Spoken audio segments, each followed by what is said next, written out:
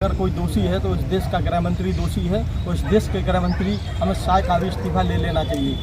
को लेकर लगातार छात्रों का प्रदर्शन जारी था और आज शिक्षा मंत्री धर्मेंद्र प्रधान द्वारा इस्तीफा दे दिया गया, जिसके बाद छात्रों में खुशी की लहर देखने को मिली है। वहीं छात्रों ने शिक्षा मंत्री के इस्तीफे को छात्रों की एकता बताते हुए जीत का जश्न मनाया है। इसके साथ में ही सरकार द्वारा कहा गया है कि नीट पेपर लीक और अन्य पेपर लीक मामले को लेकर एक कड़ा कानून बनाया जाएगा, जिसे लोकसभा में पेश किया जाएगा।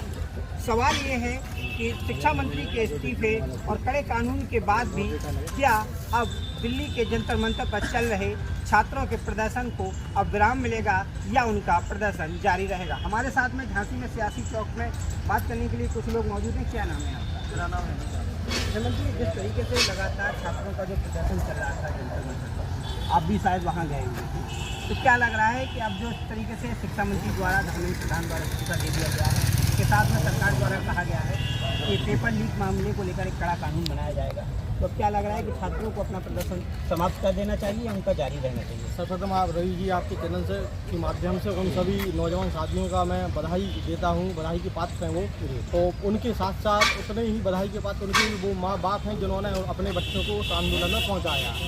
अब रही बात कि आंदोलन चलेगा या नहीं चलेगा, तो आपको बता दें कि अगर ये सरकार ने जो फैसला आज लिया है बहुत पहले ले लेना था। जो 20 तारीख को आज लाठी चार्ज हुई थी, मैं भी वहाँ था, मेरे ऊपर ही गैस का गोला नीचे गिरा था करके, उसी दिन से मैं बीमार हूँ।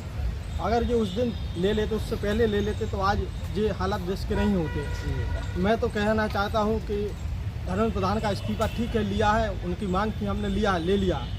उसके साथ साथ इस देश के गृह मंत्री का भी इस्तीफा ले लेना चाहिए, क्योंकि अगर उस गृह मंत्री का आदेश ना होता तो उस दिन वो लाठी चार्ज और टीयर गैस के आंसू गोला नहीं छोड़े जाते, जो वहाँ खून बहा छात्रों का। ये सरकार खुली फैसला है ये उनका।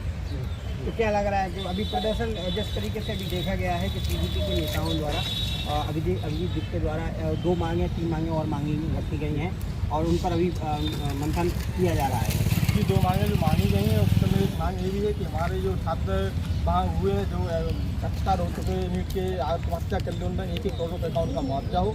दूसरी मांग हमारी ये है कि जो वहाँ 20 तारीख के घटना हुई, उसमें जो शामिल थे, उसमें जो घायल हुए, उन पर कोई भी एक भी FIR नहीं हुई, जो डिटेन किए गए थे उस दिन, क्योंकि उस दिन काफ़ी छात्र मुकदमे लिखे गए वो वापस हैं।